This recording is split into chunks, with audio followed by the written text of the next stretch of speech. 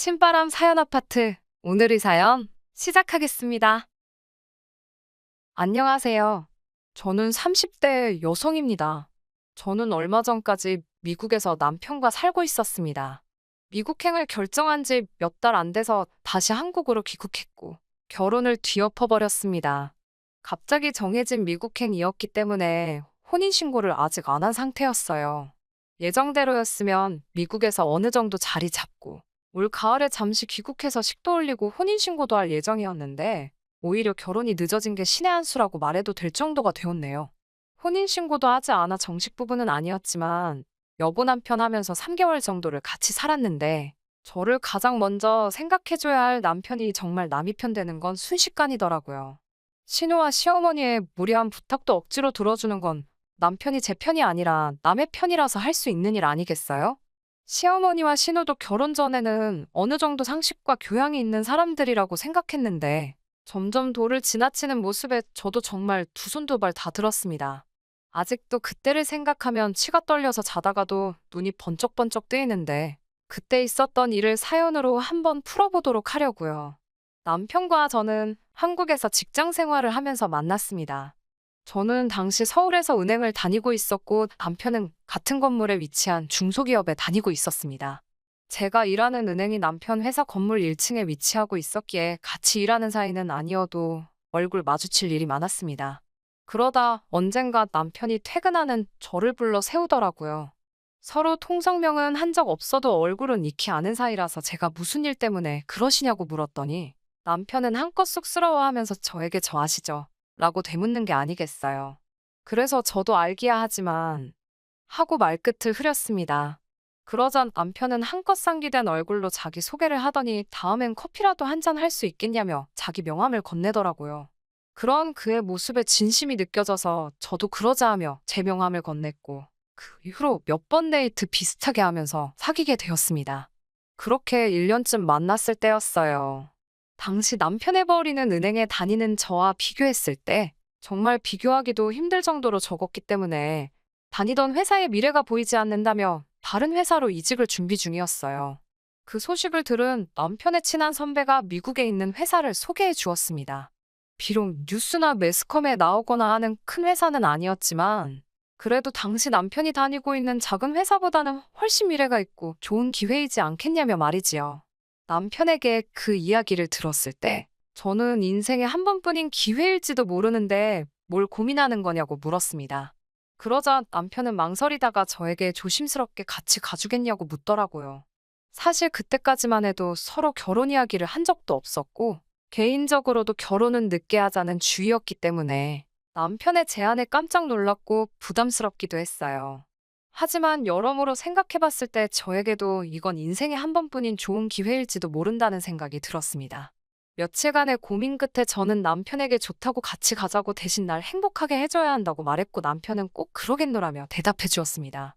그렇게 저희는 결혼을 약속하고 해외로 나갈 준비를 시작했어요. 그런데 이때부터 시모와 신우의 방해가 시작되었습니다. 해외에 가는 게 기정사실화되면서 정리할 것도 많고 준비할 것도 많아서 정신없이 바빠졌어요. 당장 다다음 달에는 출국을 해야 했다 보니까 가족들하고 보낼 시간도 많지 않았고요. 다행히 저희 친정부모님은 상황을 이해해 주셨기 때문에 아쉬워하시긴 했지만 일단은 해야 할 일부터 하라며 저희를 많이 배려해 주셨습니다. 금전적으로도 꽤 많은 도움을 주셨기에 당장 가서 자리 잡는 데도 큰 문제가 없겠다 싶었습니다. 이처럼 하나라도 더 도와주시려는 친정과 달리 시부모님과 신우는 다른 데만 관심이 있었더라고요. 남편에게는 위로 4살 차이 나는 누나가 있었는데 얼마 전에 이혼을 했다고 하더군요. 남의 집 가정사람 묻기 그래서 모르는 척하고 있었는데 하루는 남편이 먼저 신우가 왜 이혼을 한 줄 아냐면서 이야기를 해줬어요. 남편 말에 의하면 가족인 자기가 봐도 신우가 아주버님이 벌어오는 돈으로 동네 몇몇 여자들과 함께 남자가 나오는 술집을 다녔나 보더라고요.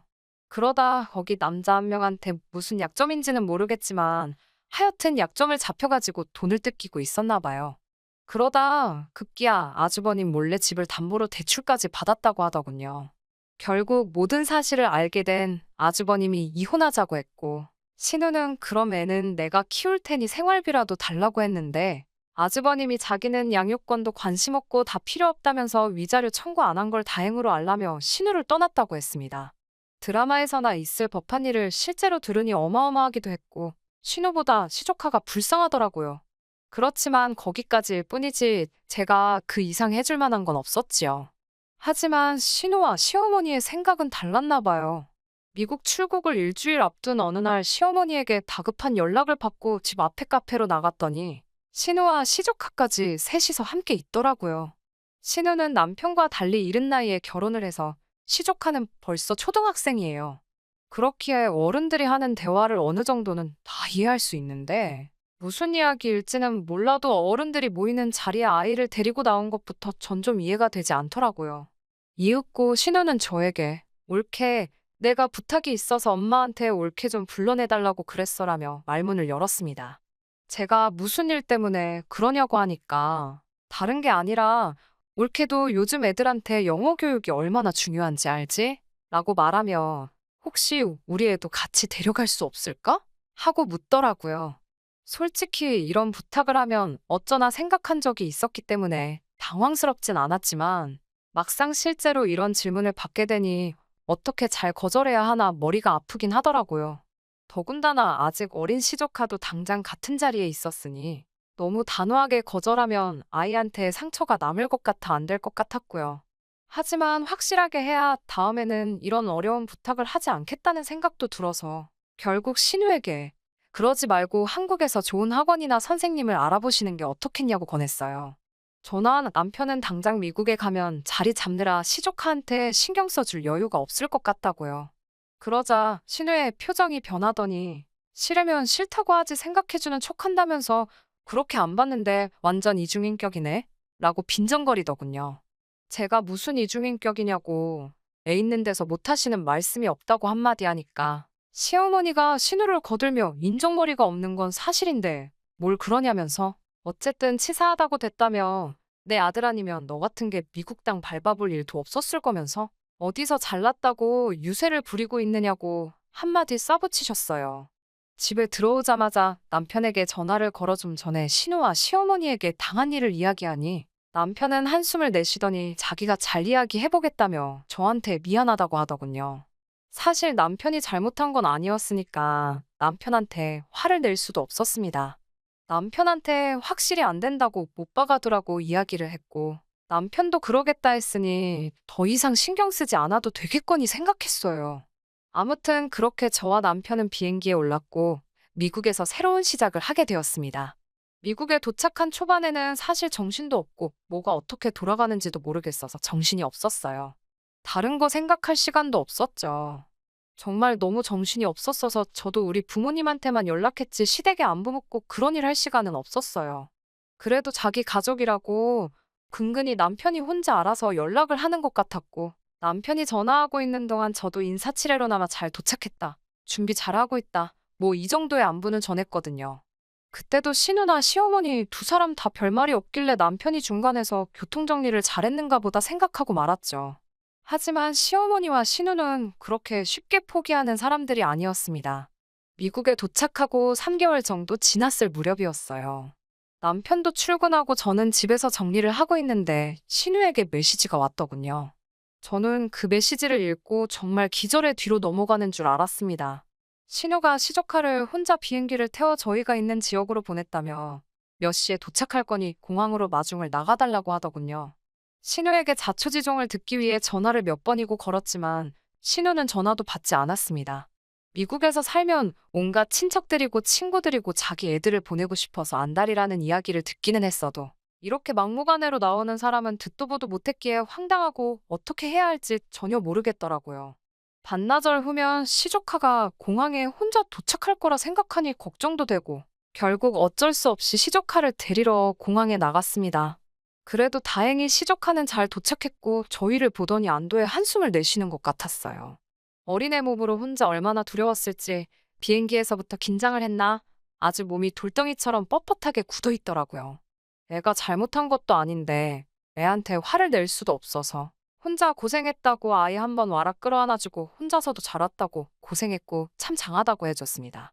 아이를 데리고 집에 와서 밥 먹이고 일단 씻으라 하고 남편과 어떻게 이 상황을 해결해야 할지 이야기를 나누고 있는데, 그래도 애가 걱정이 되긴 했는지 제가 집까지 데리고 오고 나서야 신우한테 연락이 왔습니다. 신우는 우리 애는 잘 만났냐며, 일단 미안하긴 한데 기왕 애가 거기 도착했으니 한 1년만 데리고 있어 달라더군요. 황당하고 기도 안 차서 그게 말이 되냐고 하니까 그냥 학교 보내고 밥 먹을 때 수저 하나 더 놔주고 하면 된답니다. 애가 눈치도 빠르고 영리해서 혼자서도 다 알아서 잘한다고요. 비행기도 혼자 타고 오지 않았느냐고 하더라고요. 아무리 애가 눈치가 빠르고 영리해도 그렇지. 12살짜리가 뭘 얼마나 혼자 할 수 있겠냐고요. 그것도 미국에서요. 저는 절대 안 될 소리라고, 애는 며칠 지나고 나서 다시 한국으로 돌려보내겠다고 했지만, 신우는 제 이야기는 듣지도 않고 대답을 얼버무리며 잘 부탁한다 혼자서 자기 할 말만 하다가 전화를 끊어버렸어요. 제가 남편한테 어떻게 할 거냐고 물으니, 남편은 기왕 이렇게 왔는데 어쩔 수 있겠냐며 1년만 우리가 참고 돌봐주자는 거예요. 저한테 한다는 말이 어차피 너는 비자 문제 때문에 일도 못하고 하니까 그냥 나중에 우리 애 키울 때를 위해서 연습한다 생각하면 되지 않겠냐고요. 그제서야 남편이 어쩌면 신우, 그리고 시어머니와 이 모든 일을 짰을지도 모르겠다는 생각이 들더라고요. 제가 혹시 이거 니들끼리 짠 거 아니냐니까 무슨 말을 그렇게 하냐면서 막말로 이제 한 가족인데 뭐가 그렇게 어려운 일이냐며 적반하장으로 나왔습니다. 그런 남편의 뻔뻔한 모습을 보면서 정신이 들기 시작했습니다. 지금은 신혼의 아이라지만 이 다음엔 누가 될지 생각만 해도 골치가 아파왔어요. 이렇게 살자고 온 미국이 아닌데 싶었고요. 그러다 제 눈치를 보고 있는 시조카와 눈이 마주쳤습니다. 애가 무슨 잘못이 있겠어요. 어른들이 문제지. 그래, 기왕 여기까지 왔으니까 맛있는 거나 먹이고 놀이공원이나 데려가자. 있는 동안은 눈치 안 보고 재밌게 놀게 하고 그리고 그 다음에 한국에 데려다 줘야겠다 싶더라고요. 딱 일주일만 같이 놀아주고 조카 데리고 같이 들어가야겠다고 마음 먹었습니다. 그런 제 속마음도 모르고 다음날 시조카를 데리고 놀러 나가는 저를 보며 남편은 역시 내가 여자를 잘 골랐다며 저더러 좋은 여자라고 하는데 남편은 집단에는 그걸 칭찬이라고 한 것 같은데 저에게는 세상 그 어떤 욕보다 더 기분 나쁘게 들렸습니다.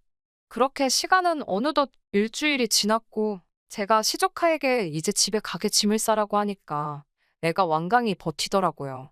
어쩔 수 없이 제가 솔직하게 나는 너를 돌봐줄 수 없다고 일주일간 그래도 재밌게 놀지 않았니 하고 말을 하니 그럼 외삼촌이랑 있으면 된다면서 제 엄마가 무슨 일이 있어도 오지 말고 거기서 버티라고 했다고 울먹이면서 말하다가 이내 펑펑 울더라고요. 그런 애를 보고 있으니까 더 답도 안 나오고 애가 한 말 맞다나 외삼촌이랑 같이 있게 해주면 될 것 같아. 결국 저 혼자 한국에 가야겠다는 생각이 들더군요. 그나마 다행인 건 원래는 미국에 오자마자 집을 사려고 했는데 당장 마음에 드는 매물이 없어서 집을 사지 못하고 월세로 살고 있었거든요. 그래서 저는 평소와 다름없이 남편을 출근시키고 시조카한테는 어디 나가지 말고 외삼촌 올 때까지 집 잘 보고 있으라고 말한 뒤 제 집만 싹 챙겨서 나왔습니다. 그리고 공항에 도착해서 남편에게 메시지를 남겼습니다. 시조카가 여기까지 어쩌다 오게 된 건지는 모르겠지만 이제 관심도 없다고요. 나는 지금 공항이고 이 길로 한국으로 갈 거고 이 결혼도 없던 걸로 하자고요. 그리고 우리 부모님이 주셨던 돈은 애시당초 나를 보고 주신 돈이지 당신 보고 주신 돈이 아니니 우리 부모님이 주신 만큼은 설명할 필요도 없이 내가 다시 챙겨서 가니까 그건 그런 줄 알라고 했습니다. 그러면서 사랑하는 한가족인 시조카를 데리고 어디 한번 잘 지내보라고 덕담도 해줬지요. 비행기에 타려는데 그새 남편이 신우와 시어머니에게 연락을 했는지 두 사람에게서 번갈아 가며 미친 듯이 연락이 왔습니다. 처음에 2번 정도는 전화를 피했지만 생각해보니까 제가 피할 이유가 없더라고요. 아무 일도 없다는 듯 전화를 받은 뒤 무슨 일이세요? 하니까 시어머니가 대뜸 지금 무슨 짓거리를 하는 거냐며 저더러 생각이 있는 거냐고 물어왔어요. 그래서 아무렴 아줌마 딸만 하겠냐 하니까 내 딸은 자식 사랑이 좀 과해서 그런 거지만 그 사람들 남겨두고 떠나는 저는 가족을 배신하는 행동이래요. 그러면서 아주 비행기만 한번 타보라고 온 가족 데리고 인천공항에 절 잡으러 온다네요. 그래서 저는 마중 나와주시려고요. 감사하지만 필요 없어요. 우리 부모님이 오시기로 했거든요. 라고 말해줬지요.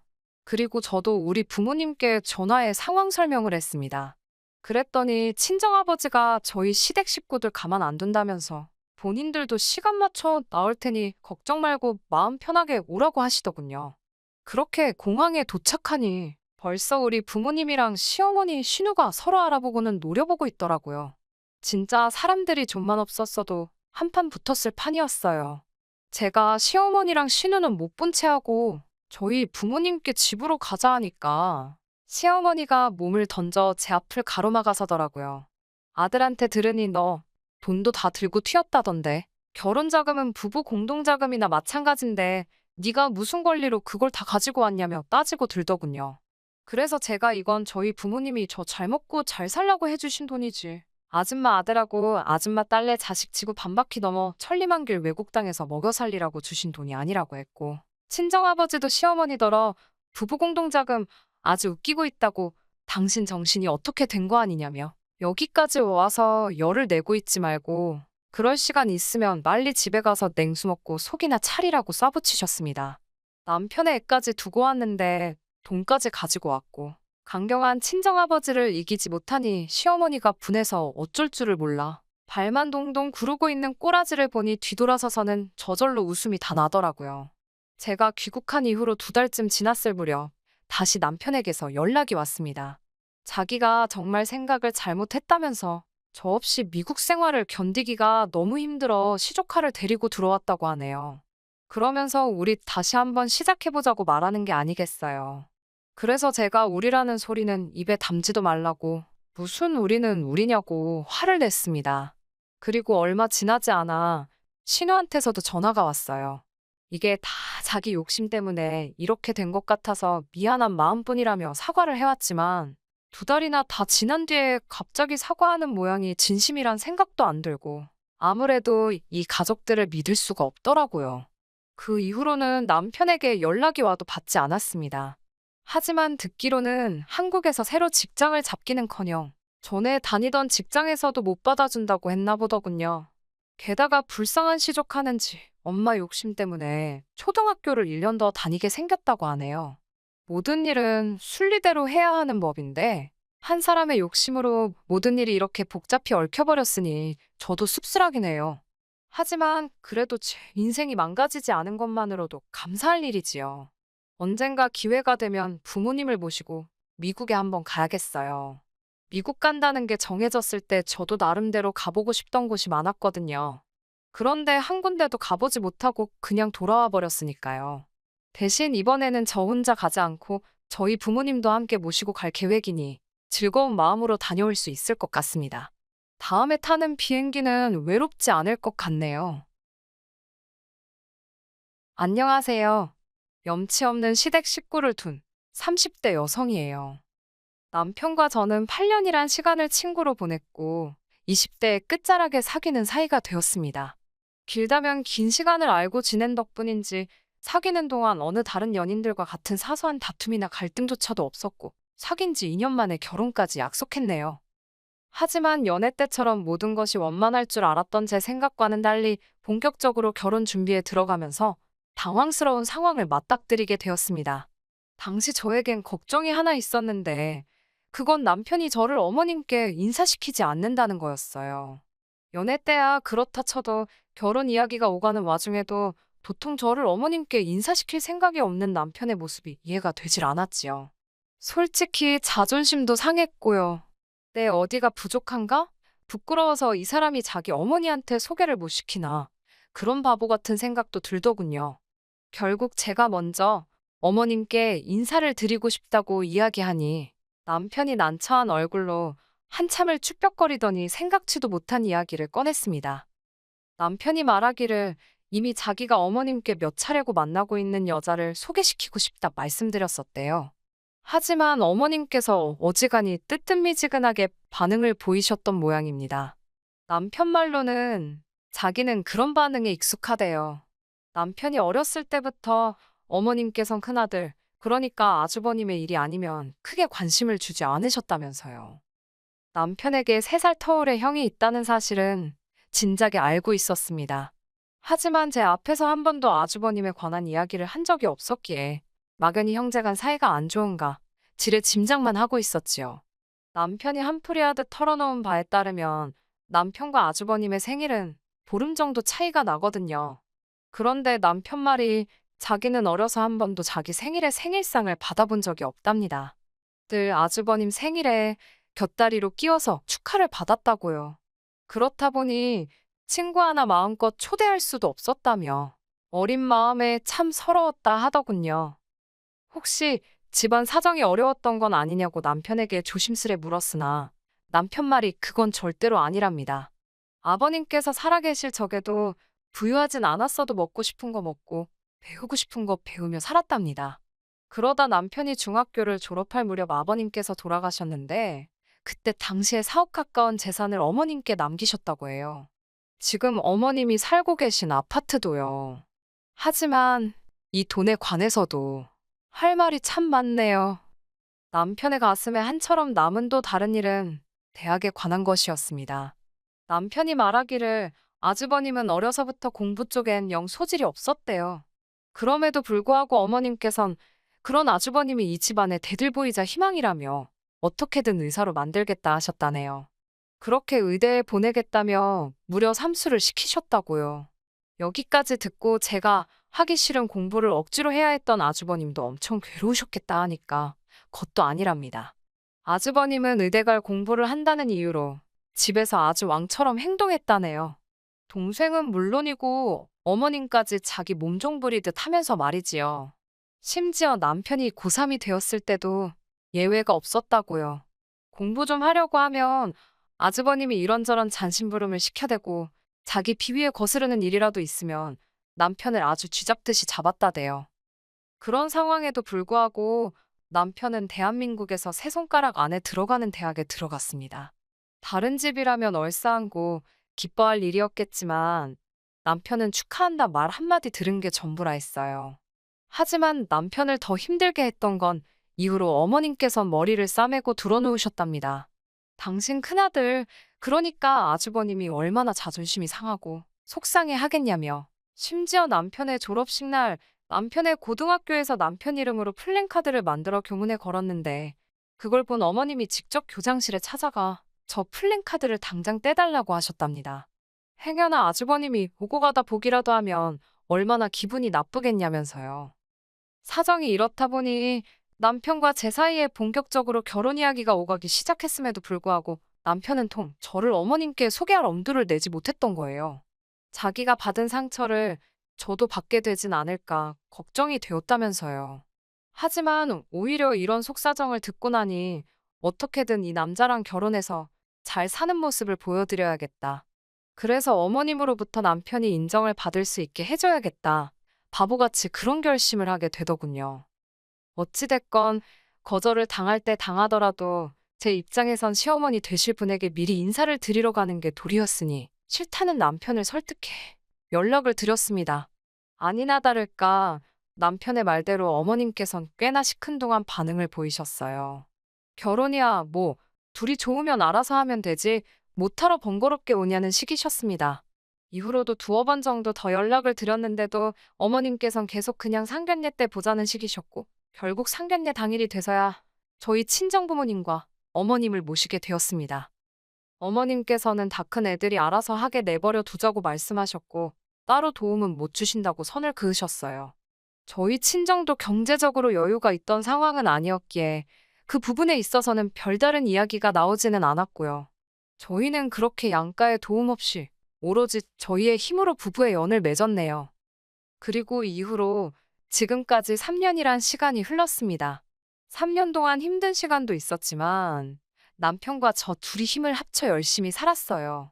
서로가 모은 돈에 대출을 받아 수도권의 작은 아파트도 하나 장만했고 남편이 좀 더 큰 대기업으로 이직을 하면서 한마디로 먹고 사는 사정이 나아졌네요.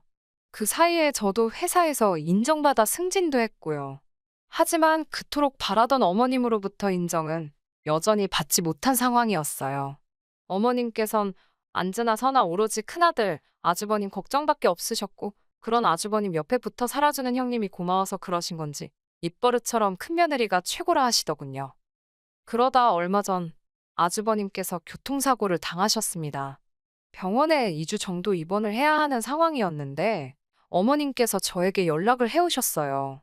형님 혼자 아주버님 수발을 드느라 고생을 하고 있으니 저더러 한번 들여다보라는 것이었지요. 참고로 저희 아주버님네는 작은 식당을 운영하고 계셨습니다. 말이 나와서 말인데 그 식당도 어머님께서 차려주신 거예요. 앞서 말씀드렸다시피 저희 결혼할 때 어머님께서 1원 한 푼 안 보태주셨습니다. 어머님 돈, 어머님 마음대로 쓰는 거라고 하지만 자식된 입장에서 참 서운하더라고요. 아주버님께서 먹고는 살아야 할 것 아니냐며 어머님께 말 그대로 징징거리자 어머님께서 직접 알아보시고 잘 된다는 프랜차이즈 식당으로 차려주셨습니다. 당신도 민망하시긴 했는지 저희한테는 원래 맞이가 잘 풀려야 집안이 잘 돌아간다고 하시면서 말이에요. 나중에서야 알게 된 사실이지만 어찌 보면 어머님의 마지막 재산이라고 할 수도 있을 지금 사시는 아파트까지 담보로 잡아 아주버님에게 장사미천을 마련해 주셨다고 들었습니다. 그러니 남편이나 저나 사람인지라 마음이 상할 수밖에 없더라고요. 아무튼 그렇게 애틋한 아주버님이 병원에 누워 계시니 2달이 멀쩡히 돌아다니는 작은아들 작은며느리가 못마땅하셨던 모양입니다. 하루는 남편에게, 하루는 저에게 전화를 걸어 가서 네 아주버님 좀 들여다보라. 네 형님 좀 도와줘라. 뻔히 남편이나 저나 직장 생활하느라 정신없는 걸 아시면서 어찌 그런 말씀을 하시는지 기도 안 차더라고요. 그래도 아예 얼굴을 안 비쳤다간 오지게 욕이나 먹겠다 싶기도 했고 결국 며칠을 못 가보다가 주말이 되어서 찾아가게 되었습니다. 형님은 뭐 한다고 이제 왔냐며 입술이 대빨 나와 있었어요. 아주 죽어서 장례라도 치른다고 하면 그때 오지 그랬냐는 게 저희를 향한 형님의 첫 인사였고요. 어찌나 그 목소리에 원망이 가득한지 저도 모르게 죄송하다 할 뻔했네요. 저희가 병원에 도착하자 형님은 살았다는 듯이 간이용 침대에 걸터 앉고는 저에게 이래라 저래라 심부름을 시키기 시작했습니다. 지하 매점에 가서 뭐 좀 사다 달라. 과일 좀 깎아달라. 여기 좀 치워달라 어째달라. 남편에게는 아주버님 발톱을 깎아달라고 하지를 않나. 저는 속으로 욕은 했지만 겉으로 차마 티는 못 내고 울며 겨자 먹기로 하나씩 해드리고 있었는데 남편은 안 하고 버티더니 저더러 그만하랍니다. 그리고는 제 손목을 낚아채고는 집에 가자고 하더라고요. 형님에게는 저희가 지금 문병 왔지 무슨 일이라도 하러 온 줄 아냐고 한마디 쏴붙였고요. 그러자 형님이 눈을 동그랗게 뜨고는 저희 남편더러 너무한 거 아니냐입니다. 윗사람이 지금 이렇게 병원에 누워있으면 아랫사람이 와서 심부름 좀 할 수도 있는 거지. 뭘 그걸 가지고 소란이냐면서 그러면 제가 미움을 받는다나요. 그러자 남편도 참지 않고 형이 무슨 나라를 구하다가 다쳤냐고 술 먹고 시비 걸고 다니다가 차에 치인 걸 뭘 불쌍하게 여기라는 거냐며 받아쳤습니다. 그러자 병상에 누워있던 아주버님이 너 지금 뭐라고 했냐며 가만 안 두겠다고 막말을 쏟아내더군요. 남편은 그런 아주버님을 무시하고 절 데리고 병실을 빠져나왔어요. 생각지도 못한 남편의 반격이라고 해야 할까요? 아무튼 뒷일이 걱정되긴 했지만 기분이 나쁘지는 않더라고요. 그래도 남편한테 잘했다 할 수는 없는 노릇이었으니 어쩌려고 그러냐 물었습니다. 남편은 자기도 모르겠다고 하지만 더는 당해주기가 싫더랍니다. 저도 솔직히 에라 모르겠다 싶어서 남편에게 당신 마음 편할 대로 하라고 했어요. 그렇게 며칠의 시간이 흐르고 형님한테 전화가 걸려왔습니다. 형님은 아무 일도 없었다는 듯이 아무렇지 않은 목소리로 저에게 잘 지내냐고 물으며 병원에 한번 와달라 하더군요. 아주버님한테 잡혀서 당신 볼 일은 하나도 못 보고 있다나요. 이때만 해도 평생 안 보고 살 사이가 될 거라곤 생각지 못했기 때문에 불쌍하기도 하고 괜히 측은한 마음이 들어 알겠다 했습니다. 그렇게 회사에 반차를 내고 병원에 갔어요. 그런 제가 형님 눈에는 호구로 보였나 봅니다.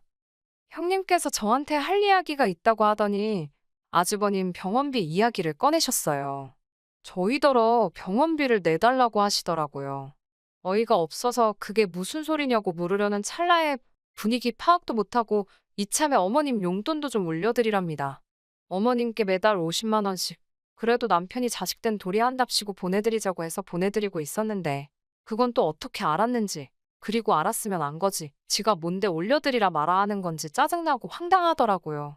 기가 막히고 코가 막혀서 말씀 잘하셨다고 병원비는커녕 어머님 드리는 용돈도 이제 그만 드려야 할 참이라고 그랬습니다. 저희도 먹고 사는 게 빠듯한 데다 이제 아이도 가져야 하는데 언제까지 어머님 뒷바라지 해드릴 수가 없다 했어요. 그러자 형님께서는 자식된 도리도 모르냐며 아무리 먹고 살기가 힘들어도 굶고 사냐고 것도 아닌데 무슨 용돈을 드리네 못 드리네 그런 소리를 하냐입니다. 꼭 참던 제가 어머님한테 몇 억을 가져가셔놓고 이제 와서 저희한테 자식돌이 운운하시는 거? 부끄럽지도 않으시냐 물었습니다.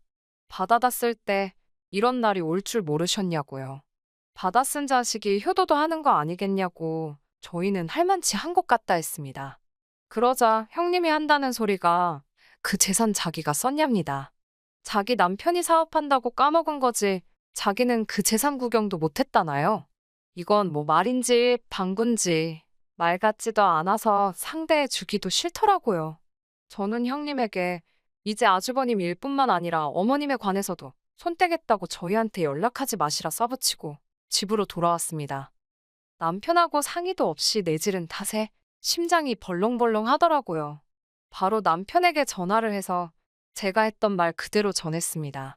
당신 입장은 미처 생각지도 못하고 너무 화가 나서 속에 있던 말을 그대로 퍼붓고 말았다 하니 남편이 잘했답니다.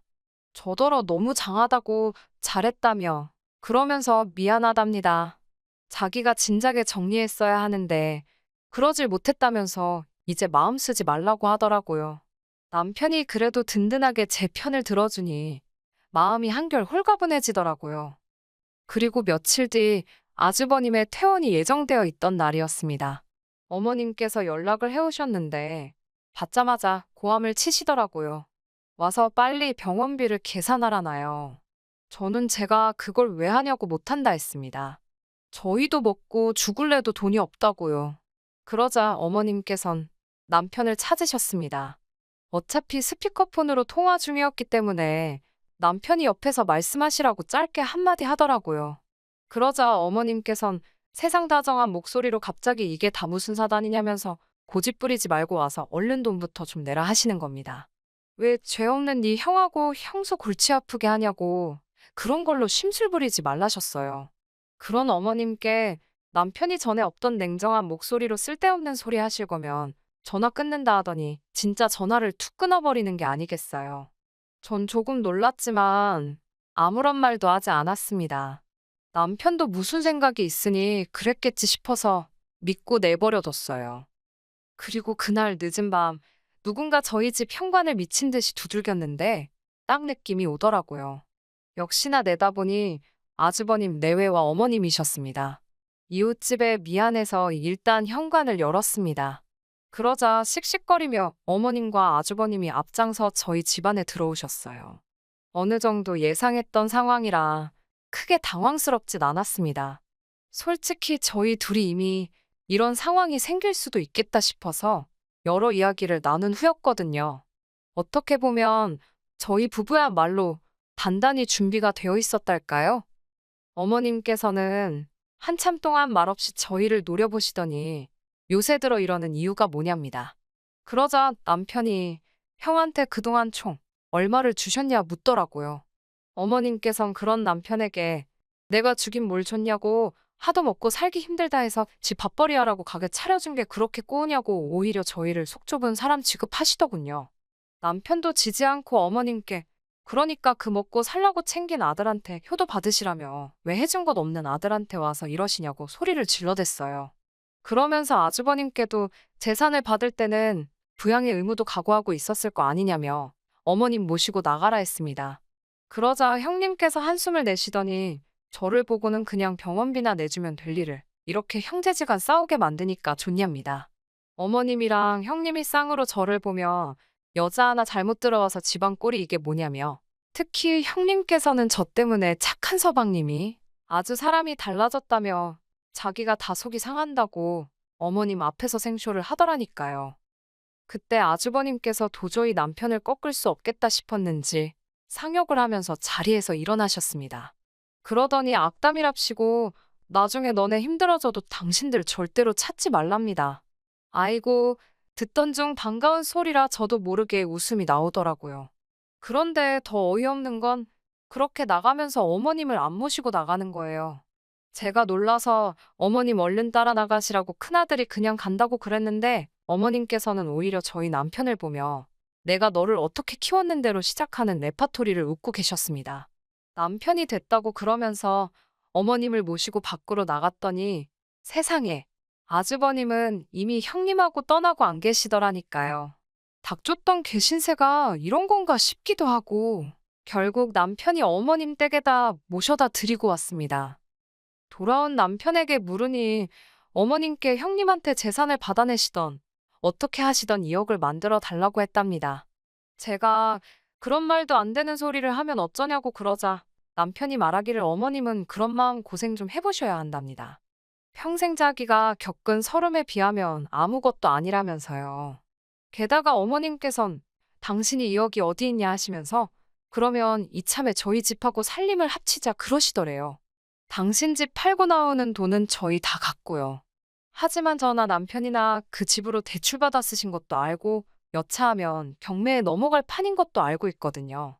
남편이 어이가 없어서 그 돈도 그냥 형한테 주고 오래오래 그쪽이랑 행복하게 사시라 그랬다네요. 이후로 어떻게 되었냐면요. 일단 저랑 남편은 전에 없이 평화롭게 잘 지내고 있습니다. 어머님한테서 일주일에 한 번 정도 전화가 오긴 하는데 아예 무시할 순 없어서 받아드리고는 있어요. 받으면 뭐 앓는 소리, 죽는 소리 하시지요. 하도 그러니까 지난번엔 남편이 자꾸 이러면 전화번호도 바꾸고 아예 숨어버릴 거라고 소리를 치대요. 부모 자식 사이니까 평생 안 보고 살 수는 없겠지요. 하지만 적어도 이제 제가 먼저 나서서 두 사람 사이를 어떻게 해줘야겠다라던가 한마디로 별 생각 안 하려고요. 모자지간인 만큼 어떻게 되든 두 사람이 알아서 하게 내버려 둘랍니다. 안녕하세요. 30대 초반의 새댁입니다. 결혼한 지는 이제 1년 꽉 채우고 2년 차에 들어갔고요. 집에서 살림하면서 소일거리 받아서 프리랜서식으로 재택근무를 하고 있어요. 원래는 졸업한 전공 살려서 취직을 했었는데 제가 원래 예전부터 저혈압이 있고 빈혈도 있어서 몸이 조금 약한 편이거든요. 어지러움증을 자주 느끼고 심한 경우에는 쓰러지는 일도 있어요. 그래서 결혼 전부터 친정부모님께서도 저를 많이 걱정하시기도 했고 사실 회사에서도 어지러움을 호소하는 저를 회사에서 불편하게 여긴다는 느낌을 지울 수가 없어서 결혼을 준비하면서 퇴사를 하게 되었습니다. 프리랜서 일이 쉽지만은 않아서 버리는 회사 다닐 때보다 적은 편이에요. 그래도 집에서 아무것도 안 하는 것보다 소일거리 하면서 시간도 보내고 겸사겸사 돈도 벌고 저는 만족하면서 살고 있습니다. 남편과 결혼을 결심한 이유도 저의 건강상의 이유가 큽니다. 당장 퇴사를 하면 둘이 벌어도 빠듯한 상황인데도 잠깐의 망설임도 없이 프리랜서로 전향하는 걸 지지해줬어요. 연애하던 때에도 그런 세심한 배려가 좋았습니다. 제가 아직 저의 저혈압 증상에 대해서 남자친구였던 남편에게 말하기 전에 있던 일입니다. 그때는 다른 커플들과 마찬가지로 여기저기 놀러 다니고는 했어요. 당시에는 차도 없을 때라서 보통 대중교통을 이용하고는 했는데 하루는 제가 데이트하다가 빈혈이 와서 잠시 쓰러진 적이 있었거든요. 그때 처음 제가 종종 저혈압 때문에 이런다는 이야기를 했는데 그 뒤로부터는 어디 먼 데까지 가서 데이트하는 횟수를 대폭 줄이고 남자친구가 직접 저희 집 근처까지 찾아왔어요. 친정이 경기도권 신도시에 있고 당시에 저도 부모님과 같이 지냈으니 서울 사는 남자친구한테는 꽤나 먼 거리였을 텐데도 한 번도 불평하지 않고 저를 만나러 와줬습니다. 버스 시간대가 안 맞으면 2시간도 걸리는 거리를 힘들다 한마디 한 적 없었고요. 당시에는 그게 저에 대한 배려라고 생각했는데 결혼하고 나서 보니 그게 배려라기보다는 멀리라도 제가 사는 곳 근처까지 오는 것이 남편한테 더 편해서 그랬던 것 같습니다. 연애하면서도 어디 다른 데 가보고 싶고 해도 제 몸 상태 운운하면서 항상 집 근처에서만 만났고 결혼 후에도 어디 놀러 가는 건 고사하고 남편이 회사 출근 안 하는 주말이 되면 시댁에 가서 시간을 보내야 했어요. 신혼집을 서울에 구하면서 친정하고는 거리가 멀어진 이유도 있고 남편이 홀 시어머니 밑에서 자랐는데 어머님을 또 엄청 챙기거든요. 시댁은 가까운 편이기도 하고 해서 매주 주말마다 시댁으로 출근하는 느낌을 받을 정도로 거의 하루도 빠지지 않고 가야 했습니다. 시댁 말고 어디 다른 데 좀 가자고 투덜거려도 봤는데 또 저번처럼 어디서 픽 쓰러지면 어떡하냐고 쓰러지더라도 실내에서 쓰러지는 게 더 낫지 않냐고 하는데 같은 변명도 한두 번이지 매번 같은 소리를 하니까 많이 서운하더라고요. 저를 더 서운하게 만들었던 건 매번 이렇게 시댁만 올 거면 친정도 가끔 가자는 저의 말에 남편은 친정에 가면 거리가 멀기도 하고 장인 장모님 두 분 다 계시는데 그러면 자기가 조금 불편한 것 같아서 싫다고 친정에는 명절 때나 가자고 하는 거예요. 연애할 때 차도 없을 적에는 대중교통 타고 다니면서 뻔질나게 오던 사람이 결혼 후에 차가 생겼는데도 친정 가는 게 힘들다는 말을 하고 있으니 조금 어이가 없었죠. 그리고 친정 부모님이 불편하다는 말도 그래요. 저는 시어머니가 편하기만 해서 시댁에 군말 없이 따라가는 거 아니거든요. 그래서 결혼 생활 초반에는 남편 따라 매번 시댁으로 향하다가 너무 불공평하다는 생각도 들고 계속 아무 말 없이 따라가니까 더 저러는 것 같아서 언제부터인가 일부러 일을 월요일이나 화요일쯤으로 마감을 해줘야 하는 일들로 받아다가 주말에는 집에서 일을 하기 시작했어요. 그러면 일 핑계로라도 시댁에 안 갈 수 있었으니까요.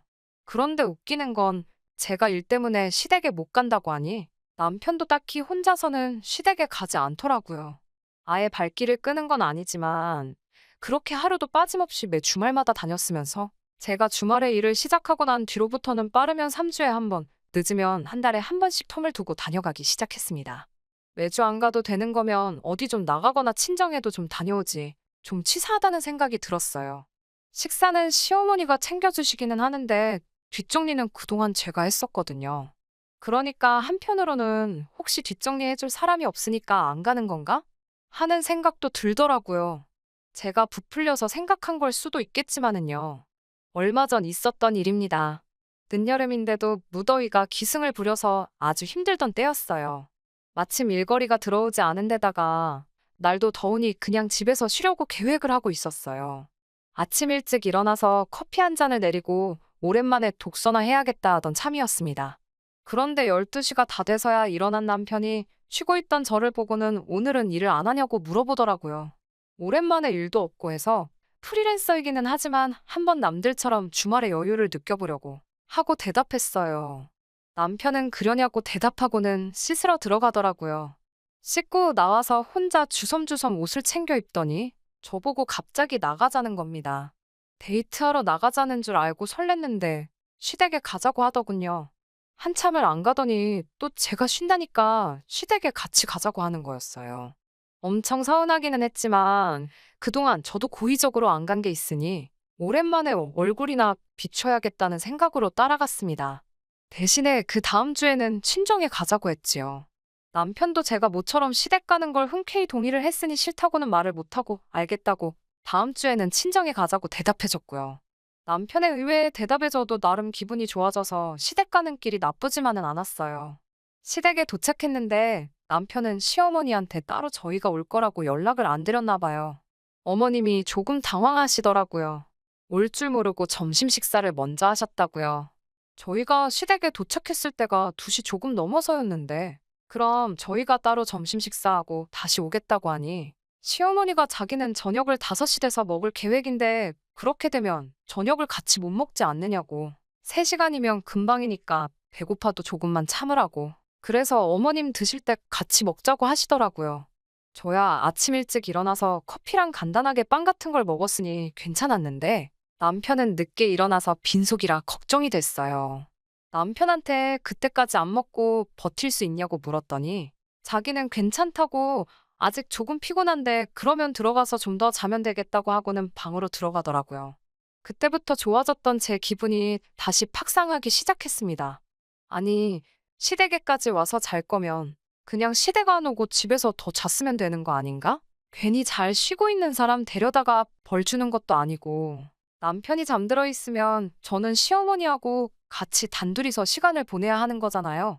조금 어이가 없어서 어머님 댁까지 와서 잘 생각을 하냐고 어머님하고 같이 시간 보내야지 않겠냐고 따졌지만 기어이 졸리다고 방으로 들어가 드러눕고 자더라고요. 남편이 잠에서 깰 때까지 어머님이랑 단둘이 뭘 해야 하는지 모르겠더라고요. 어머님도 저를 조금 어려워하시는 것 같고 그냥 평범한 안부 인사 몇 마디 나누다가 결국에는 거실에 어머님과 나란히 앉아서 TV만 보고 있었습니다.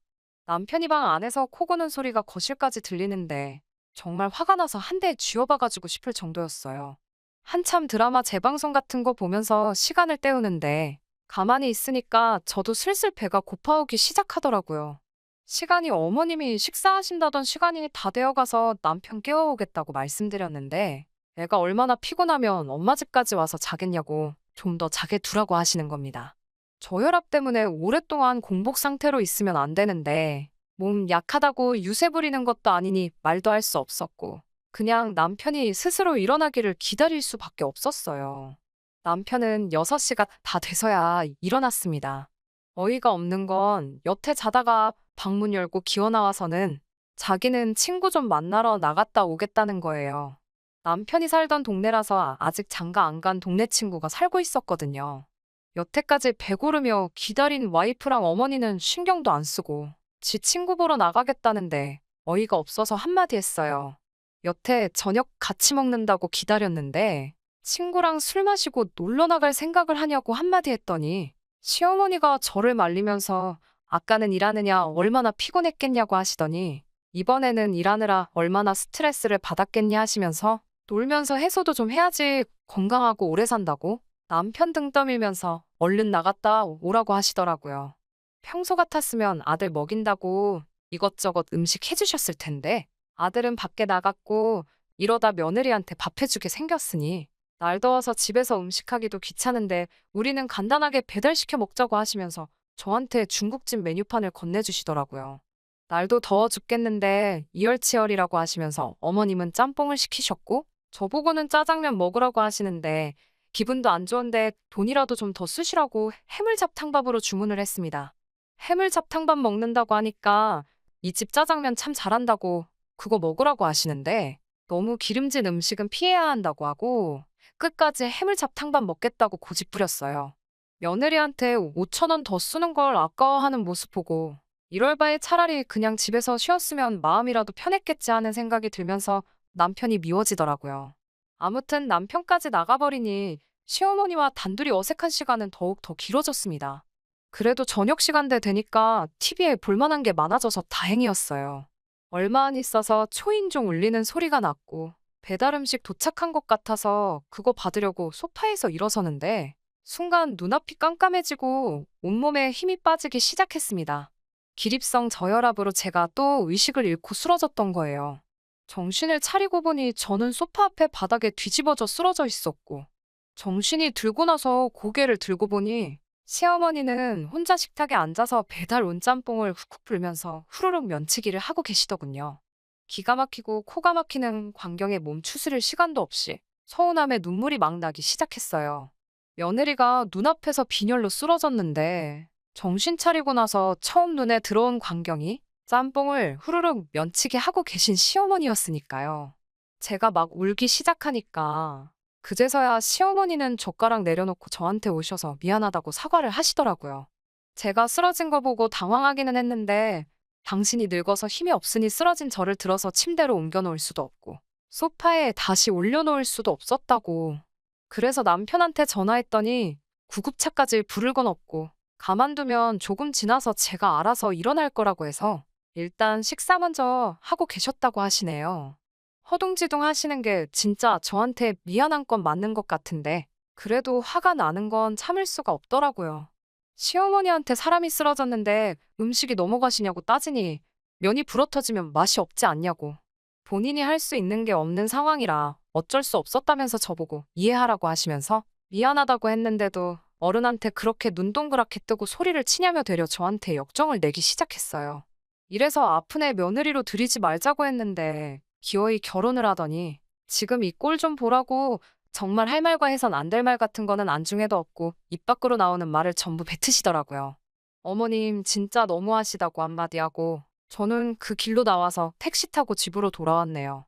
더 어이없는 건 남편은 제가 쓰러졌다는 연락을 받았는데도 불구하고 집에는 한참 늦게 술이 얼큰이 취해서 들어왔다는 거예요. 자초지종을 어머님한테 듣고 온 건지 집에 들어오자마자 오히려 저한테 큰 소리를 치더라고요. 아무리 종종 있는 상황이라지만 제가 쓰러져 있는 동안 무슨 일이 있을지도 모르는데 제 걱정은 하나도 하지 않고 오히려 그냥 택시 타고 집으로 돌아온 자기 상황부터 저에게 화를 내더라고요. 그렇게 말도 없이 혼자 집으로 들어가면 어떡하냐고. 자기가 술을 마셨으니 차를 제가 끌고 들어와야 되는 건데 자기 두고 저 혼자 가버려서 택시비만 더 나갔지 않느냐고 따지더라고요.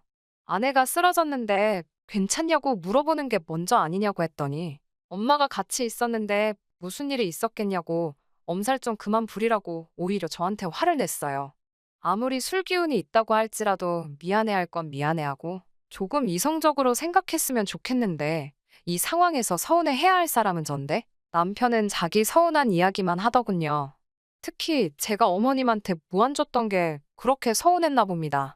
어머님이 나이가 있어 기운이 없으시니 당연히 쓰러진 저를 못 옮기는 게 당연한 거 아니냐고. 그래서 깨어날 때까지 기다리신 건데 뭐가 그렇게 서운해서 그날 일을 치고 왔냐고. 당장 시어머니한테 전화 걸어서 사과하라고 하더라고요. 그래서 저도 남편한테 시어머니가 나를 안 옮겨줘서 이러는 건 줄 아냐고. 아무리 내가 종종 쓰러진다고 해도 눈앞에서 사람이 쓰러졌는데 다른 사람도 아니고 한 가족인 며느리가 쓰러졌는데 거기서 짬뽕이 입에 들어가냐고 저도 바락바락 소리 지르면서 싸웠어요. 그러니 남편은 그럼 그 상황에서 우리 엄마가 네 옆에 달라붙어서 제발 일어나라고 기도라도 하고 있었어야 되냐면서 계속 큰 소리를 치더라고요. 너도 똑같은 놈이라고. 어머님한테 아내가 쓰러졌다는 연락을 받고도 친구랑 마시던 술이 목구멍으로 넘어가더냐고. 아주 두 모자가 똑같은 사람들이라고 쏘아붙였어요. 남편도 더는 할 말이 없는 건지 우물쭈물하더니 역정을 내면서 됐고 너 때문에 차 시댁에 두고 왔으니까 너가 내일 가서 차 찾아오라고 언성을 높이더니 방으로 문 쾅 닫고 들어가더군요. 한 침대에서 잠들기는 싫어서 저는 그날 소파에서 잤습니다. 잠도 제대로 못 잤어요. 하도 열이 받아서 자다가도 눈이 번쩍번쩍 뜨이더라고요. 아침에 일어나니 술이 깨서 그런가. 남편도 자기가 실수한 걸 알았는지 축벽거리면서 저한테 먼저 말을 붙여보려 노력하더라고요. 저는 대꾸도 안 하고 눈도 안 마주쳤어요. 전날 새벽에는 저보고 시댁에 두고 온 차 가져오라고 그렇게 소리를 치더니 점심때쯤에 기어이 지가 나가서 차를 가져오더군요. 요즘도 남편은 제 눈치만 보면서 있어요. 아직 냉전 중인 상황입니다. 하루는 풀어야겠다 생각이 들면서도 한편으로는 짬뽕면이 후루룩 시어머니 입으로 넘어가는 장면이 생각나서 도무지 용서가 안 되네요. 시어머니한테도 아무 일 없었다는 듯이 연락이 오고 지금은 오히려 제가 억지 부리면서 예민하게 구는 사람처럼 된 것 같아서 신경이 참 쓰이네요. 사과는 받고 싶은데 아무 일도 없던 것처럼 어물쩍 넘어가려는 두 사람을 이해해줘야 하는 건지 잘 모르겠어요. 그냥 이때쯤 저도 화 풀고 아무 일도 없던 척 해야 하는 걸까요? 안녕하세요. 기억하실지 모르겠지만 작년에 사연 보냈던 저혈압성 빈혈 가지고 있는 새댁입니다. 우연찮게 제 사연을 다시 봤다가 후기 궁금해하시던 분들이 많아서 이렇게 하나 보내드려요. 여러분이 원하셨던 것과는 다르게 그냥 아무 일도 없었던 것처럼 넘어가려던 두 사람 따라서 저도 화 풀었습니다. 마음속으로 용서한 건 아니지만 일부러 이렇게 불편하게 지내야 할 필요가 있나 싶었었어요. 두 사람도 그날 일을 언급하고 싶지 않아 보였고요. 정말 아무 일도 없던 것처럼 그날 일은 언급조차 안 하는 두 사람이 얄밉긴 했지만 저도 불편하게 지내서 뭐 하겠냐고 이만 마음속에 묻어두기로 결정했으니 더 이상 그 일 가지고 말 꺼내지 않으려고 노력했습니다. 사실 벌써 2달이나 더 지난 일인데요. 시댁에 가족 행사가 있어서 남편하고 시어머니 다 같이 해서 다녀온 적이 있었어요. 그리고 그 후에 어머님이 미열을 동반한 감기 증상이 있으셨고 병원 가서 검사해보니 확진 판정을 받으셨어요. 저도 그렇고 남편도 어쨌든 밀접 접촉자에 해당하니 검사를 받았습니다. 그런데 저도 아무 증상이 없었는데도 양성 판정이 나오더라고요. 남편은 다행히 음성이었는데 아무리 남편이 아무런 이상이 없다고 해도 한 집에서 지내다가 남편한테까지 옮겨버리면 안 되겠다는 생각이 들더라고요. 저는 무증상이었기 때문에 따로 고생한 건 없지만 그렇다고 괜히 남편하고 한 집에서 지내다가 남편 혹은 남편 회사 사람들한테 옮기게 되지 않을까 하는 생각에 고민을 했어요. 제가 양성이니 친정에 가 있을 수도 없는 노릇이고 반대로 남편을 친정에 보낼 수도 없던 상황이었으니까요. 그렇다고 남편을 시댁에 보내자니 시어머니도 환자시고 어떻게 방법이 없더라고요. 그래서 제가 짐 싸들고 시댁에서 격리를 하기로 결정했습니다. 저야 어차피 집에서 재택근무로 일감을 받아서 하기 때문에 일할 때 필요한 것들만 있으면 장소에 구애받지 않고 일할 수 있었기 때문에 문제가 될 게 없었어요. 아무튼 그렇게 시댁에 가게 되었는데 저는 아무 증상도 없는 것과는 반대로 어머님은 아주 드러누워서 끙끙 앓고 계시더라고요. 냄새도 못 맡겠고 맛도 안 느껴지신다고. 거기에 몸살 감기 기운은 물론 열까지 나서 아주 죽을 맛이라고 하더라고요. 저는 콧물 살짝 나오는 것 말고 아무렇지도 않았거든요. 같은 병인데도 증상이 이렇게 다르냐고, 왜 자기만 이렇게 아프냐고 찡찡대고 계시더라고요. 저녁 시간이 돼서 어머님께 식사는 어떻게 하시겠냐고 물었더니 먹어봤자 무슨 맛인지도 모르겠고 기운도 하나도 없다고 안 드신다고 하더라고요. 어머님 댁인데 제가 주방에서 부스럭거리면서 하는 것도 아닌 것 같아서 저도 간단하게 배달 음식 시켜서 때웠고요. 어머님은 방에서 쉬고 계시고 저는 거실에서 일하고 있었는데 저녁 11시쯤 되니까 어머님 방 안에서 나 죽는다고 끙끙 앓는 소리가 들리더라고요. 그 소리에 놀라서 뛰어들어가니 어머님이 열이 엄청 올라서 제정신을 차리지 못하고 계셨어요. 일단 해열제부터 해서 어머님 먹여드리고 옆에서 이마에 젖은 수건 올려드리고 상황을 지켜보고 있었는데 다 잊은 줄 알았는데 문득 어머님이 저 쓰러졌을 때 짬뽕 먹고 있던 그 모습이 다시 생각이 나더라고요. 그때 진짜 오만 가지 생각이 다 났어요. 나도 똑같이 복수해버릴까? 어머님도 나 쓰러졌을 때 아무것도 안 하셨는데 내가 이렇게까지 해야 하나? 어머님 정신 차릴 때까지 기다렸다가 정신 차리시면 나도 그 앞에서 식사를 하고 있어야 되나? 뭐 그런 여러 가지 생각들이 마구마구 스쳐 지나가더라고요. 마음속 깊은 곳에서는 똑같이 복수해주자 싶었는데 막상 또 아파서 정신도 못 차리는 시어머니 보니까 마음이 조금 약해졌나 봐요. 저도 환자지만 증상이 없으니 어머님 곁을 밤새 지키면서 경과를 지켜봤습니다. 이마에 젖은 수건도 계속해서 갈아드리고 열도 시간마다 한 번씩 재서 체온 관리도 해드렸어요. 어머님 열이 정상 체온까지 내려가는 거 확인하고 저는 아침 해가 뜨고 나서야 잠에 들 수 있었습니다. 자고 일어나니까 어머님이 부엌에서 음식을 하고 계시더라고요. 아들 없으면 절대 꺼내주시는 법이 없던 고기 반찬까지 준비해 주셨어요. 무슨 바람이 부셨나 생각에 둘이 마주 앉아 말없이 식사를 하고 있는데 어머님이 대뜸 저한테 정말 고맙다고 하시다가 그땐 미안했다며 그날 있던 일을 저에게 처음으로 정식으로 사과하셨어요. 그때도 사과 비슷하게 하긴 했지만 자기가 왜 그랬겠냐 하는 억울하다는 투가 더 강했는데 이번에는 정말로 그때 본인의 행동이 어리석었고 잘못한 일이라고 인정하시며 그땐 정말 미안했다고 하시더라고요. 워낙 열이 높아서 정신이 없으신 줄 알았는데 전날 제가 곁에서 밤새도록 자리 지키고 간호한 걸 다 기억하고 계시더라고요. 제 간호가 없었다고 크게 문제가 되진 않았을 거라고 생각하지만 그 정성이 기특하다고, 그래서 여태껏 사과 한마디 없이 없던 일처럼 지내던 시어머니 마음을 돌려서 저한테 이렇게 고기 반찬도 내어주시고 사과까지 하게 만든 것이죠. 아무튼 어머님도 하루 크게 앓으시고는 점점 후각도 돌아오고 상태가 많이 호전되었고 그렇게 별 탈 없이 격리 생활은 끝이 났어요.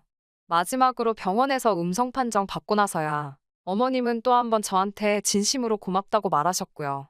병원에서 나오는 길에 택시를 잡아서 저는 집으로 돌아가겠다고 인사를 드렸는데 어머님이 같이 집으로 가자고 하시더군요. 그도 그럴 것이 10일 동안 시댁에 머무는 동안 남편한테서 단 한 번도 먼저 연락이 온 적이 없었거든요.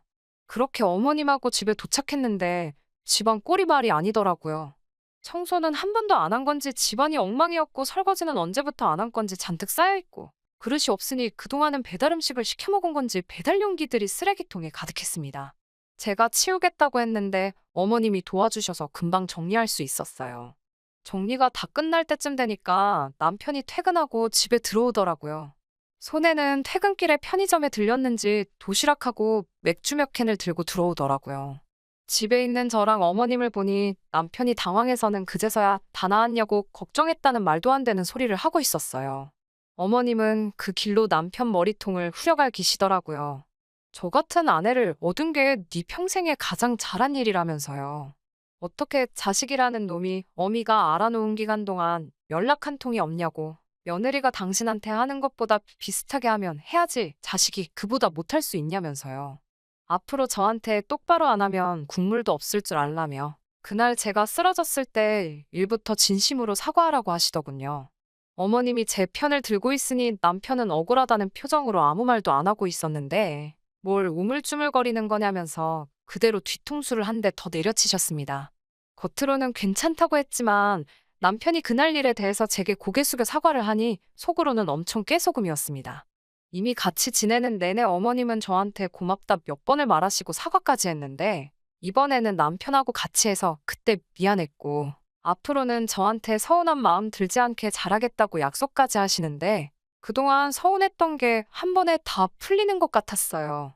그 뒤로는 남편도 겉으로 하는 척만 하는 건지는 모르겠지만 이제는 쉬는 날 시댁에만 가지 않고 연애할 때도 자주 못 해본 데이트도 많이 하고 친정에도 자주 들르고 있습니다.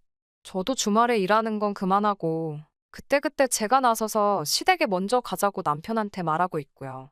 과정이 좋았다고 말하기는 어렵지만 지금은 연애 기간과 결혼 생활 다 합쳐서 전에 없이 즐거워요. 제 편이 늘어난 느낌이라고 할까요?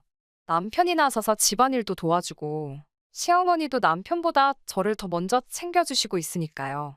속 시원하게 똑같이 복수하지는 못했지만 요즘은 결과적으로 더 행복한 나날들을 보내고 있습니다.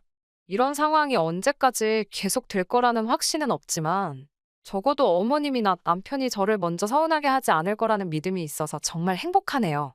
사연 들어주신 분들, 후기 기다려주신 분들도 행복하시고 올여름에도 별탈 없이 다들 건강하시길 기원합니다. 안녕하세요. 얼마 전 남자친구의 도를 넘는 행동에 충격을 받아 파혼한 30대 여성입니다.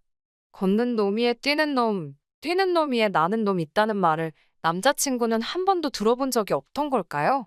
지금쯤 지가 얼마나 멍청하고 한심해 보였을지 알아차리긴 했는지 모르겠네요. 제가 중학교에 입학하던 시기에 저희 부모님은 이혼을 하셨습니다. 두 분이 사이가 좋지 않다는 건 사실 진작부터 알고 있었어요. 술과 여자를 좋아하고 아내와 자식은 안중에도 없던 아버지셨지요. 제가 초등학교 6학년 때였어요. 학교를 마치고 집에 도착해서 벨을 눌렀는데 모르는 아주머니가 현관을 열어주셨습니다. 하얗게 바른 얼굴에 빨간 입술을 한 그 아주머니는 절 보더니 아는 채 반가운 체를 하더라고요. 저희 어머니는 어디 계시냐고 묻는 순간 소파에 앉아 울고 있는 어머니가 보였습니다. 그 옆에는 뭐가 그렇게 화가 났는지 아버지께서 씩씩대고 계셨고요. 한참 시간이 흐른 뒤에야 아버지께서 만나던 술집 여자를 집에 데려와 어머니께 점심을 차리라고 했었다는 사실을 알게 되었습니다. 당연히 어머니께선 아버지께 드디어 완전히 미친 거냐며 소리를 지르셨고 아버지께선 어머니가 당신 체면에 똥칠을 했다며 그 여자가 보는 앞에서 뺨을 때리셨답니다. 사실 아버지가 어머니를 때리는 건 저도 몇 번이고 본 적이 있습니다. 아버지한테 어머니는 사람이 아니었어요. 저희 집에서 키우던 개만도 못했지요. 어린 저는 어머니를 아버지로부터 지켜드릴 수 없었고 오로지 할 수 있었던 건 어머니가 혹시나 저를 버리고 도망가시진 않을지 걱정하는 일뿐이었지요. 매일매일이 불안의 연속이었습니다. 학교가 끝나고 마음 편하게 친구들과 떡볶이 한 번 사 먹지 못하고 집까지 한달음에 뛰어오기를 여러 번이었어요. 어머니가 여전히 집에서 저를 기다리고 계신지 확인하기 위해서요. 제가 중학교 2학년이 되던 해에 두 분은 이혼을 하셨습니다. 아버지 말씀으로는 위장이혼이라고 했어요. 사업도 그렇고 세금 문제 때문이라면서요.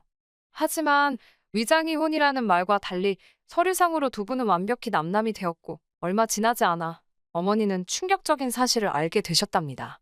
이혼하기 몇 달 전 사업 때문에 그렇다며 아버지께선 반강제로 당신 건물을 어머니 명의로 돌려놓았는데 알고 보니 그 건물엔 빚이 1억 넘게 있었지요. 지금으로부터 20년 전의 이야기라는 걸 감안한다면 보통 큰 금액이 아니라는 걸 아실 거예요. 드디어 아버지로부터 벗어났다는 그 자유를 누려볼 새도 없이 어머니께선 아버지가 치신 사고의 뒷수습을 시작하셨지요.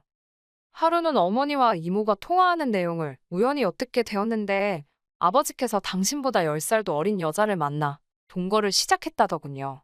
하나도 슬프지 않았어요. 오히려 정말 잘 됐다고 두 번 다시 어머니와 제 인생에 나타나지 않았으면 좋겠다고 바랬을 뿐입니다. 아버지가 진 빚을 갚지 않으면 건물은 그대로 경매에 넘어간다고 했어요. 어머니께선 위기를 기회로 만들 줄 알아야 한다며 그 빚을 어떻게든 갚겠다고 저에게 약속하셨어요. 지금 생각해보면 저에게 약속을 하셨지만 실은 당신 스스로에게 하는 다짐 같은 게 아니었을까 싶어요. 이후로 저희 어머니는 정말 지독하게 사셨습니다. 새벽엔 동네 목욕탕을 청소하셨고, 낮에는 건물을 청소하셨어요. 가끔 손이 부족한 동네 식당에서 설거지라도 부탁하는 날이면 보너스 받으러 간다며 싱글벙글 웃으셨지요. 그렇게 악착같이 돈을 모아 어머니께선 결국 빚의 대부분을 갚으셨습니다. 덕분에 그 건물은 어머니의 재산이 되었지요. 어머니는 거기서 멈추지 않으셨습니다. 아버지가 떠난 후 월세를 전전하던 저희는 건물 3층으로 이사를 들어갔어요. 건물 1층엔 3개의 점포가 있었는데 마침 한 점포가 폐업을 한다고 해서 어머니가 반찬 가게를 여셨습니다. 어머니나 저나 홍보도 영업도 어떻게 해야 할지를 몰라서 속된 말로 무식하게 장사를 했어요. 정성을 다해 만들고 박리담의 식으로 양은 많이 가격은 싸게요. 그런다고 해서 처음부터 사람들이 알아주지는 않더라고요. 장사가 잘 되지 않았어요. 만약에 어머니께서 남의 건물에서 세를 내가며 장사를 그런 식으로 하셨다면 진작에 접으셨어야 할 거예요. 나중에서야 알게 된 일이지만 어머니께선 딱 2년만 해보고 안 되겠다 싶으면 다시 청소일을 하실 생각까지 하셨답니다. 하지만 다행히 1년이 지나니 조금씩 반응이 오더라고요. 동네 엄마들 사이에서 김치가 너무 맛있다며 대량으로 살 순 없겠냐고 이야기가 나왔고 급기야 인근 회사들에서도 납품 문의가 들어오기 시작했거든요. 저는 고등학생에 불과했으니 현실적으로 어머니를 도와드리는 건 온라인에서 어머니 가게를 홍보하는 정도에 불과했어요.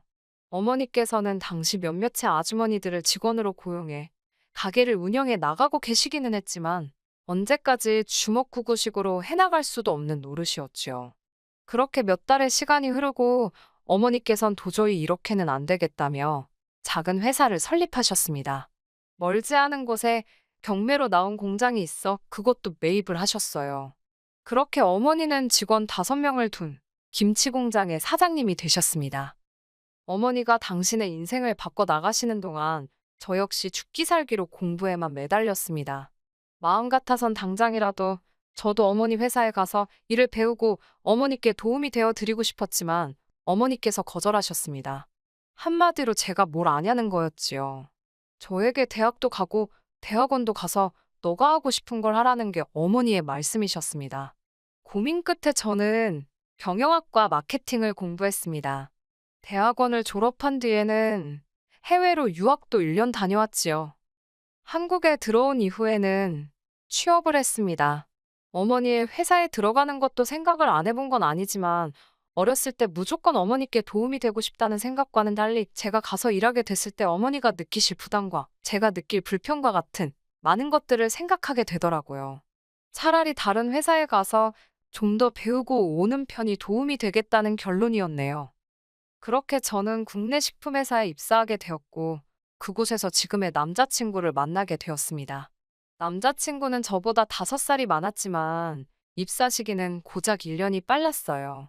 직원들 사이에서도 그렇게 늦은 나이에 어떻게 들어올 수 있었는지 이런저런 말들이 많았습니다. 저야 나중에 남자친구에게서 직접 들었지만요. 대학교를 졸업한 이후로 기자를 하겠다며 2년이란 시간을 보냈답니다. 그때는 뭐 정의감이 넘치고 세상에 대한 환멸을 느껴서 사회를 고발하는 기자가 되려고 했다나요. 하지만 기자가 되는 길이 쉽지가 않더랍니다. 이후로는 부모님의 성화에 내키지도 않는 공무원 공부를 몇 년 동안 했다고요. 하지만 역시 그 또한 잘 풀리지 않아서 결국 아버님께서 아는 지인의 지인을 통해 지금의 회사에 거의 낙하산처럼 꽂아주었다 했습니다. 이 이야기를 할 때 남자친구는 마치 자기가 엄청난 특권층인 것 마냥 으스댔는데 얼마나 꼴 같지도 않던지요. 그런데도 그런 남자친구와 연애를 하고 결혼까지 생각했던 건 남자친구가 잘난 척이 심해서 그렇지 저에게 항상 다정하고 친절했기 때문입니다. 사무실 내 다른 직원들, 특히 상사들한테 깍듯하고 예의가 바른 것도 보기가 좋았어요. 남자 직원들 대부분이 담배를 피러 간다며 1시간마다 밖에 나가고 술자리를 좋아해서 걸핏하며 회식을 잡아댔는데 남자친구는 달랐습니다. 건강을 생각해 담배는 안 피고 실수할까봐 술은 안 좋아한다고요. 어린 시절 폭력적이고 술과 여자를 좋아하던 아버지의 모습을 봤던 탓에 저는 이성을 볼 때 그 사람의 음주 여부나 여성 편력 등을 집중해서 관찰하는 편입니다. 그런 저에게 남중남고 그리고 남자들이 대부분인 과를 졸업했다는 남자친구는 남편감으로 정말 딱이다 싶었지요. 그래서 잘난 척을 하는 건 귀여운 애교라고 여기고 얼마든지 넘어갈 수 있었습니다. 하지만 뭐든지 정도껏 해야 봐주지요.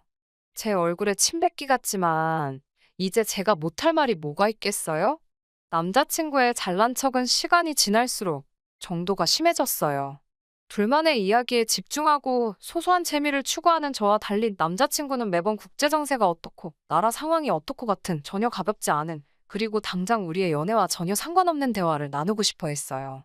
사귄 지 얼마 되지 않았을 때야 그런 남자친구의 모습이 지적이고 똑똑해 보였던 게 사실이에요.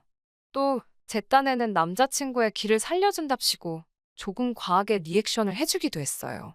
하지만 사람이 눈치가 있어야 할 거 아니에요?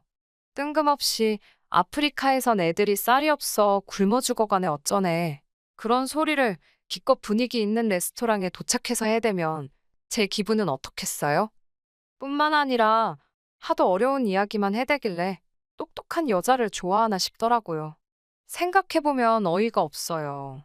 저도 배울 만치 배운 여자였는데 그래도 그때는 사랑에 눈이 멀어서는 그런 남자친구에게 걸맞는 여자가 되어야겠다는 욕심이 들더라고요.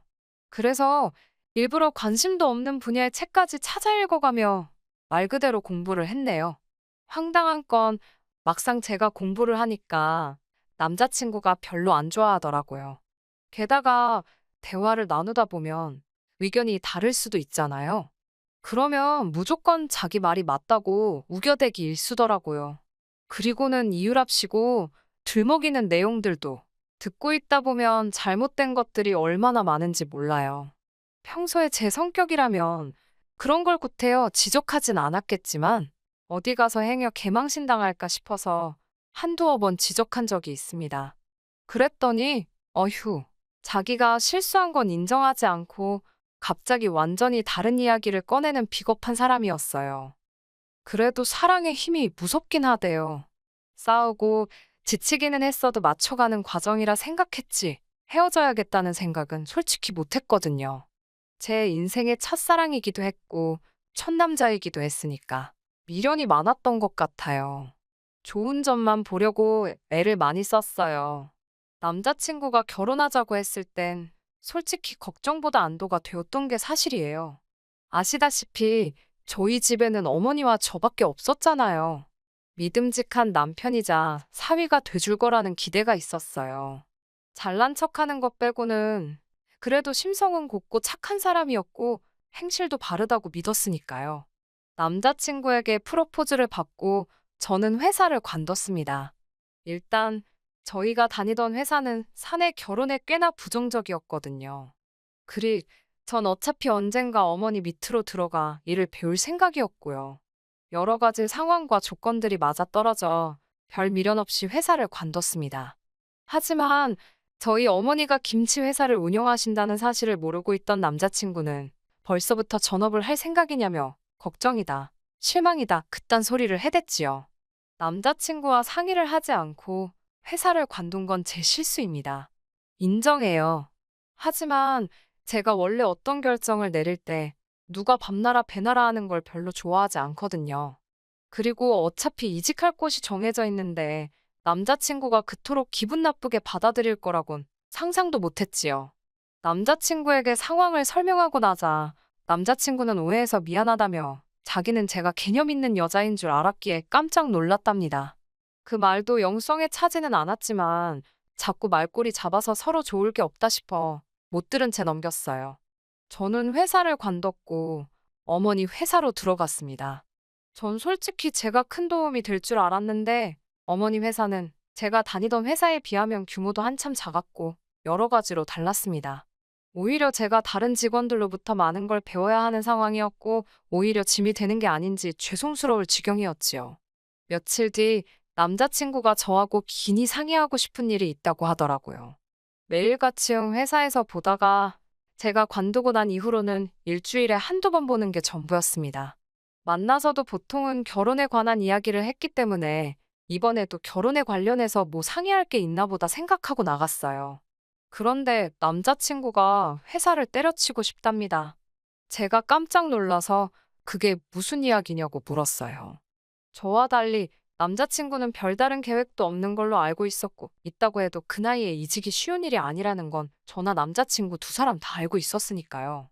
남자친구는 실실 웃어가며 자기를 저희 어머니 회사에서 일하게 해달랍니다. 생각지도 못한 남자친구의 말에 황당하기도 했고 난처했어요. 무조건 거절을 해야 한다는 건 잘 알고 있었지만 어떻게 이야기를 꺼내야 하는 건지. 하지만 남자친구는 제가 아무 말도 못하고 머뭇거리는 것만으로도 서운하다고 난리였습니다. 그러더니 뒤도 안 돌아보고 카페를 그냥 나가버렸어요. 이 어이없는 상황에 뭐라 할 말이 없더라고요. 일단 남자친구에게 전화를 걸었습니다. 전화를 걸면서도 이게 뭐 하자는 짓거리인가 싶어서 내가 너무 심했나 그런 생각도 들고 결국 남자친구에게 사과를 했어요. 한번 어머니께 물어나 보겠다고요. 집으로 돌아와 어머니의 눈치를 살피다 조심스레 낮에 있던 일을 털어놓았습니다. 어머니께선 생각이 많아 보이셨어요. 그러더니 인턴도 괜찮으면 와서 해보라고 하랍니다. 채용하는 건 인턴하는 거 보고 정하신다고요. 생각지 못한 어머니 반응에 저는 좀 놀랐지만 일단은 이 좋은 소식을 알려야겠다 싶었습니다. 하지만 어머니의 말씀을 전해 들은 남자친구는 왜 조건이 붙냐고 또 툴툴거렸습니다. 진짜 아쉬운 게 누군데 내가 왜 남자친구를 구슬러야 되지 싶으니까 화가 확 올라오더라고요. 이렇게 해도 싫다고 하면 나도 더는 모르겠다고 짜증을 냈습니다. 그러자 남자친구도 이번엔 한 발 물러서더니 알겠다고 고맙다고 하더라고요. 저는 솔직히 그래도 남자친구가 최소한 어디에서 자기가 발을 뻗어도 되는지 아닌지 정도는 분간을 할 수 있을 줄 알았어요. 회사 내에서 사회생활을 아예 못하던 사람도 아니었으니까요.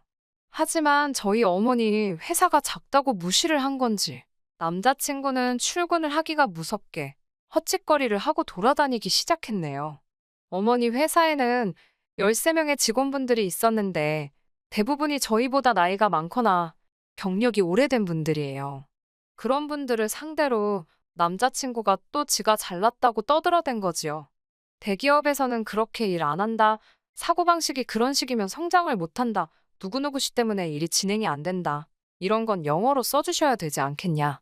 직원들 사이에서 당연히 이야기가 나오기 시작했는데 남자친구가 직원들 앞에서 자기가 마치 이 회사에 몰아도 되느냐 거들먹거리고 한마디로 어디서 저런 걸 데려왔냐는 불만이었지요. 하지만 남자친구는 그런 건 깨이치 않는 눈치였어요. 오직 자기 잘난 것만 뽐내느라 바빴지요. 심지어 그날은 사장인 저희 어머니를 상대로 그 꼴 같자는 지적질을 했고 난리가 났네요. 어머니께서 거래처와 일정 및 수량을 조율하고 계시던 시기였어요.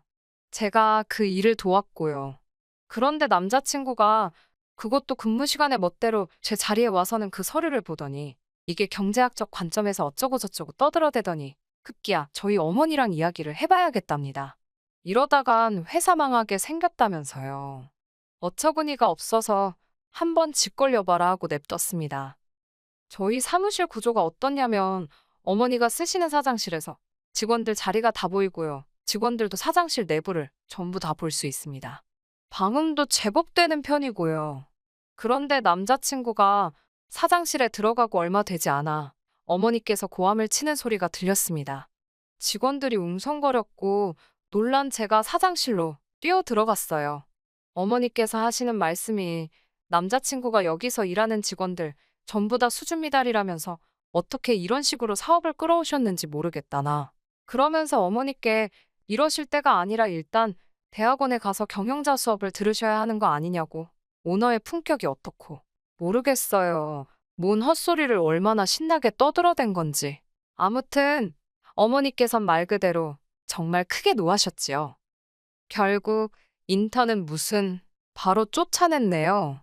잘난 남자친구께서 노동법이 어쩌고 난리를 쳤지만 저희가 회사가 작아서 그렇지 변호사도 있고 있을 건 다 있습니다. 어머니께서 그렇게 잘났으면 법대로 해보라고 상대도 안 해주셨어요.